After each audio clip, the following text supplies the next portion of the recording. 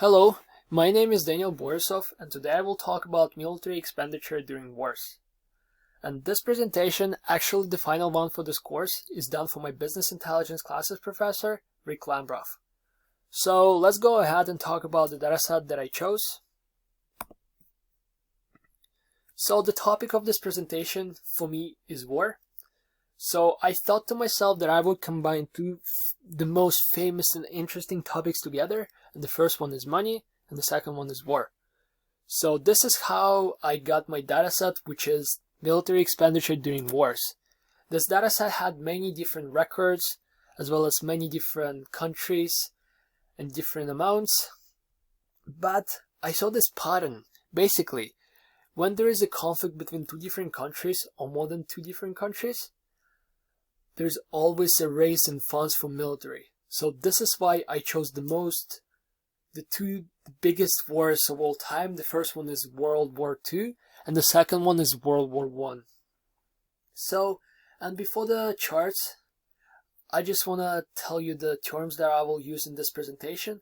And the first one is GDP, which is Gross Domestic Product.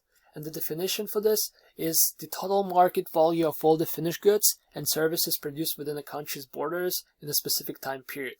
For us, it's just 1 year. So I have many different years. For the new year, new statistic. And in this presentation, I will talk about the First World War, which started in 1914 and finished 1918. Then I will talk about the Second World War too. And it started in 1939 and finished in 1945. Then I will talk about Russian Civil War, which started in 1917 and finished in 1922. And the countries I will mostly talk about are Canada, Russia, United Kingdom, United States, and of course, Germany. So let's go ahead and talk about the raw data that I had. So I had 3 different data sets. The first one was expenditure in dollars, basically the amount of money the country spent on military. The second one was the percentage of GDP of these countries. So it was counted in percentages. And the last one was the death count during the Second World War. So let's go ahead to my Excel files and clean the data. So these data sets, they have more than 12,000 different records, but I don't need every single one of them. I only need 5 countries, and I only need the time frames of the First World War and the Second World War.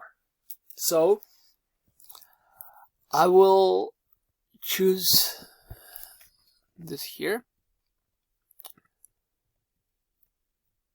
Oh, just a second. So I will filter this data based on the countries I want to use.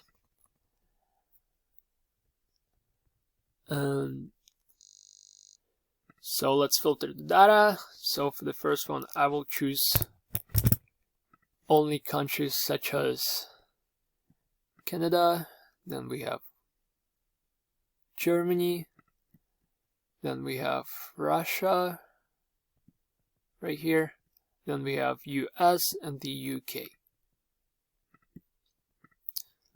Also, we only want the specific years, which are 14, 15, 16, 17, 18. And I also want to have the year after the war, so we'll include this. And for the Second World War, we'll use this up to 1945. Okay. So also we need to change the layout from vertical to horizontal. And here's my clean data, which includes the amount of money spent by countries in dollars for the years of 1939 to 1945. Then I have a percentage of GDP here from 1939 to 1945. Death count by countries. And percentage of GDP in in this First World War. So let's go ahead and create the pivot table. It's right here. So I have my countries for the Second World War with the dollars amount and the years of the Second World War. So here we can insert the new table. So how about this? No, because it sums up all the years together and we want to see the different amounts for different years. So that chart. Okay, better. So this is kind of what I want to create in my Power BI, and I will create 3 different bar charts in my Power BI to compare the percentage of GDP by countries, amount of money spent in dollars, and for the First World War I will also have a bar chart of percentage of GDP. So let's go back to my presentation, and here's my clean data, and let's talk about the charts that I have in my Power BI. So the first chart is a map chart which includes 5 different countries and the bubbles. We will talk about the amount of death when we go to Power BI, and we will look at the map dynamically. So the second one is the bar chart, and its expenditure by countries during the First World War, which includes only 3 countries, and I will tell you why in a few minutes. The second bar chart is the GDP percentage by countries during the Second World War, includes all the 5 countries I chose before. And the last chart is expenditure by countries during the Second World War in dollars, and also includes my 5 countries. So here's my Power BI dashboard, and here you can ask me and tell me something like, Daniel, you're using 3 different bar charts. It's kind of boring, right? And I would agree with you. It's not super exciting to use 3 different bar charts, but at the same time, in my case, I feel like it's the most obvious and most important and important charts I can use, because I want to actually compare different charts and see the difference between countries when it comes to amount in dollars and amount percentage in GDP. So I feel like the bar charts is the most practical chart that I can use. So let's go to Power BI.